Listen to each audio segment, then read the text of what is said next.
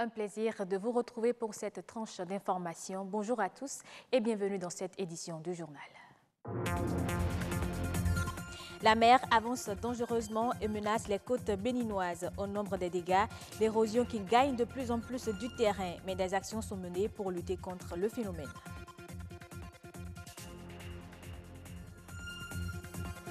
C'est un petit récipient contenant une petite réserve d'argent. La tirelire, méthode traditionnelle d'épargne, résiste au temps et est toujours d'actualité.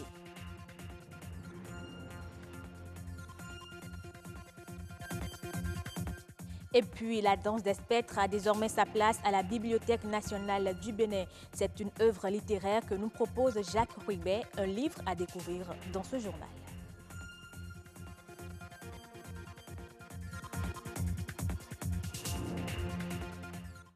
Avant le développement des titres, sachez que le marché international d'Antokba a été frappé par un incendie qui s'est déclenché dans la nuit de dimanche à lundi aux environs de 4 heures du matin. Le feu a consumé une grande partie du couloir de vente des céréales. Environ 4000 mètres carrés sont partis en fumée. Fort heureusement, on ne note pas de perte en vies humaines. Sur instruction du chef de l'État, une délégation était sur le terrain pour constater les dégâts. Ces événements rappellent le 31 octobre 2015 où une partie de ce même marché avait déjà été ravagée par les flammes. C'est une lutte acharnée entre la mer et les côtes béninoises. L'océan Atlantique ne démord pas et menace de disparition la zone côtière béninoise. Le constat sur place est sans appel. L'érosion côtière gagne du terrain et cause bien d'autres dégâts matériels. Plusieurs actions sont menées sur le terrain pour freiner l'avancée de la mer. Mathieu Sokenou et Marcel Betoro sont descendus sur le terrain. Voici le reportage. Une zone résidentielle qui forçait l'admiration avec ses villas construites le long de la plage d'Akpakpa. La zone des ambassades offrait l'image d'un beau site touristique. Mais sous l'effet de l'érosion côtière, plusieurs de ces belles habitations sont emportées par les vagues de l'océan Atlantique. Tristesse et désolation ont gagné le cœur de ces habitants qui restent impuissants face à la furie des eaux. Ça a commencé depuis à peu près, disons, 17 ans. J'étais à 1 kilomètre, mais notre maison a été détruite par la mer. Chaque année, la mer nous embête dans le quartier. Le quartier est inondé par l'eau et on cherche des refuges à peu près 3 ou 4 jours avant que ça ne reparte. Si rien ne fait d'ici 2 ou 3 ans, vous n'allez plus voir la maison Fagas et la deuxième voie 40 aussi va partir. À Fidrosset, juste à quelques mètres de l'aéroport international Bernardin Cardinal Ganting de Cotonou, le constat est approximativement le même.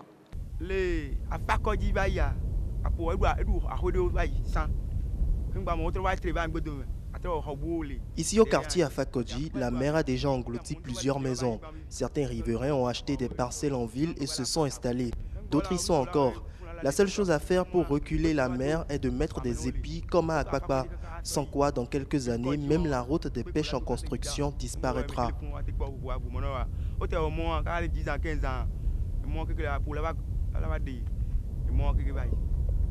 Depuis 1996, ce phénomène retire l'attention de tous les gouvernants qui se sont succédés sans pour autant trouver une solution efficace. Des travaux d'enrochement sont en cours pour essayer à nouveau de ralentir l'avancée de la mer. Tout le littoral du Bénin a été caractérisé suite aux études globales qui ont été réalisées. Et nous connaissons de manière précise les segments critiques où il faut intervenir et dans quel ordre de priorité il faut le faire.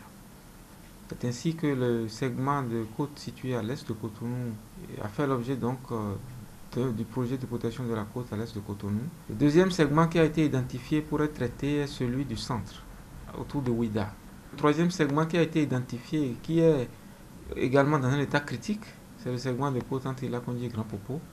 Les études sont achevées là-dessus et de manière claire, nous savons qu'au niveau de la partie béninoise, nous sommes censés mettre en place comme infrastructure pour protéger la population et protéger le territoire contre ce phénomène de l'érosion côtière. En dépit des mesures prises par les autorités, la mer avance chaque année. Les spécialistes expliquent les origines du phénomène et explorent des approches de solutions. Les pays côtiers, depuis la Côte d'Ivoire jusqu'au Nigeria, ceux qui sont dans le Golfe, subissent un phénomène qu'on appelle dérive littorale. Il y a un déplacement de sable qui se déplace du Togo vers le Nigeria. On va nous arranger normalement pour lutter contre l'érosion côtière, c'est une solution intégrée. Ça doit être au niveau de tous les pays du Golfe. Ce n'est pas seulement un seul pays qui doit mener la lutte contre l'érosion côtière.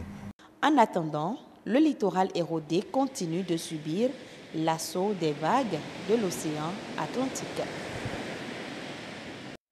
Conçue pour les épargnes financières, la tirelire est encore d'actualité. Même si les amoureux de cette caisse traditionnelle se font rares, il n'en demeure pas moins aujourd'hui qu'elle résiste aux méthodes modernes d'épargne. C'est le constat fait par Christelle Tongodo et Donatien Falola. On l'appelle encore la banque à domicile. La tirelire, dotée d'une petite fente à l'extérieur, est initialement faite à base de l'argile. Souvent attribuée à l'enfance, la caisse traditionnelle est utilisée pour épargner quelques pièces d'argent. J'ai l'habitude de payer ça à mes enfants, que j'utilise pour qu'ils aient au moins du bénéfice d'une tontine, avoir au moins un fonds de caisse dans leur vie, puisque eux aussi ils vont avoir au moins quelque chose, ils ont besoin de quelque chose pour payer. J'utilise la tirelire qui me sert à épargner et à m'offrir des cadeaux pendant les fêtes de fin d'année. Il m'arrive en une année d'épargner jusqu'à 5 000 ou 10 000 francs CFA en 2 ans. On achète ça à 100 francs seulement et on commence par mettre. Si c'est 100 francs, on prend comme petit déjeuner. On met 50 francs dedans chaque matin. Et quelques mois après, on a en dessous sans le savoir. Sur le marché, on en retrouve pour toutes les bourses, sous des formes aussi diversifiées que variées, avec des spécificités. Moi, je vends des caisses en argile, précisément celle provenant d'Abomey. Celle fabriquée à Sé est la plus convoitée. Les tirelires nous viennent de Sé, de Ghana, d'Abomey et de Porto-Novo.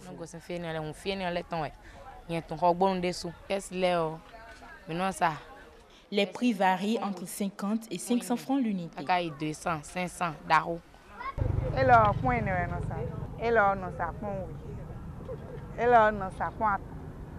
Cet objet précieux a pendant longtemps conquis le cœur des plus jeunes et même de certains adultes. Il tend progressivement à disparaître au profit des méthodes modernes d'épargne, mais aussi pour d'autres raisons. La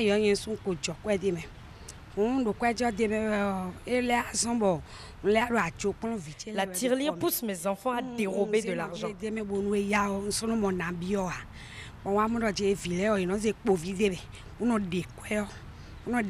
C'est pour cette raison que j'ai décidé de ne plus en avoir. Quand on a grandi, on préfère les tontines à grosse somme, et les épargnes sur les comptes bancaires, et on a dû laisser ça. Malgré toutes ces nombreuses méthodes modernes, la tirelire résiste toujours au temps. Elle est devenue la petite banque de maison pour des dépenses d'urgence. La Bibliothèque nationale reçoit un nouvel ouvrage. C'est une œuvre littéraire intitulée « La danse des spectres ». Elle a été déposée légalement au 4e trimestre de l'année 2017. C'est une publication du greffier Jacques Huigbe.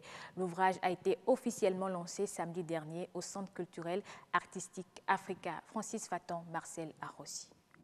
Les spectres, apparitions effrayantes ou ensemble des rayons colorés qui résultent de la décomposition de la lumière. Dans ce recueil du jeune greffier, ce sont eux qui dansent.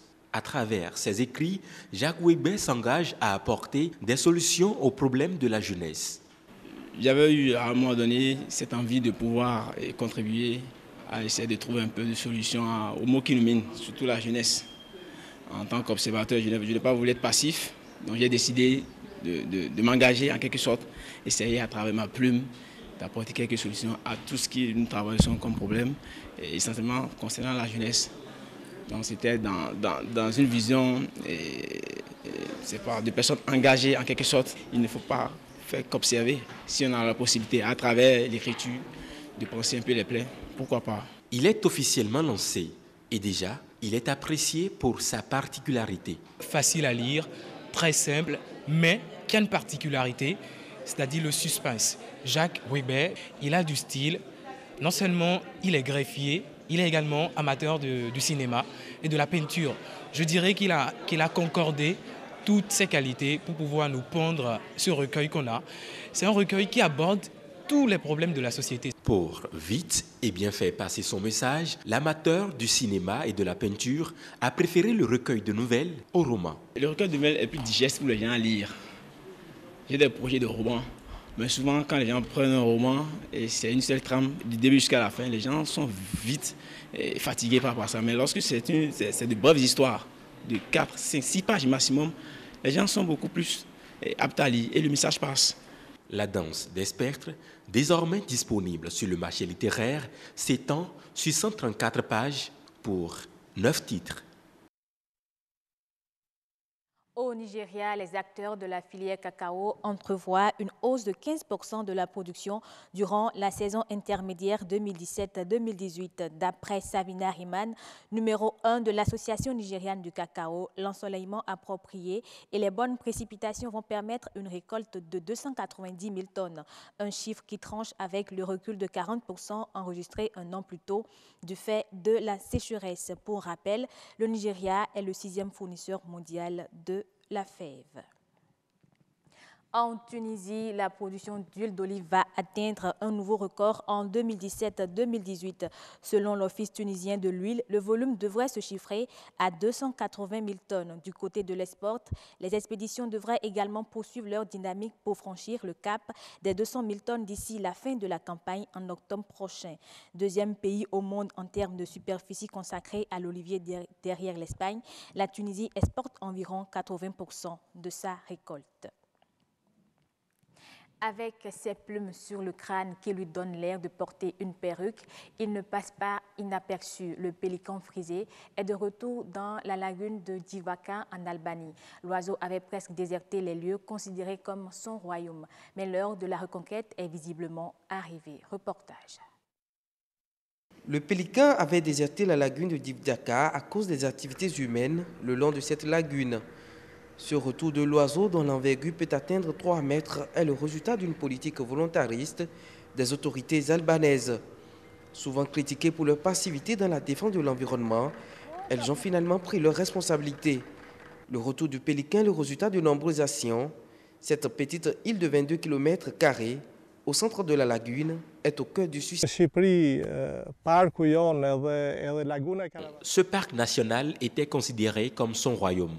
Pour les habitants du coin et pour nous aussi, ce pélican est comme un roi, un symbole de ce parc respecté par tous. La tendance était prometteuse jusqu'en février, mais les intempéries, la neige et le vent ont dérangé la colonie. Certains pélicans ont même abandonné leurs nids et leurs œufs, mais ils vont certainement revenir en avril.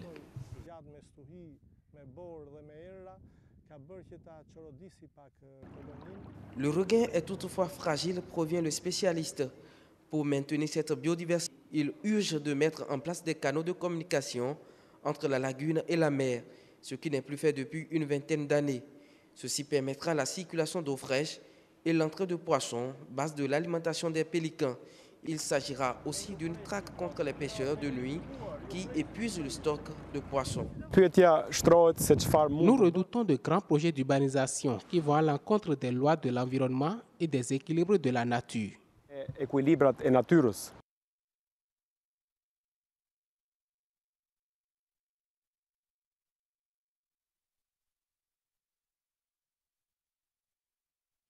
Et ce sera tout pour cette édition du journal. Merci de l'avoir suivi. Elle est disponible sur le www.ortb.bj. Bonne suite des programmes sur BB24, la chaîne du développement.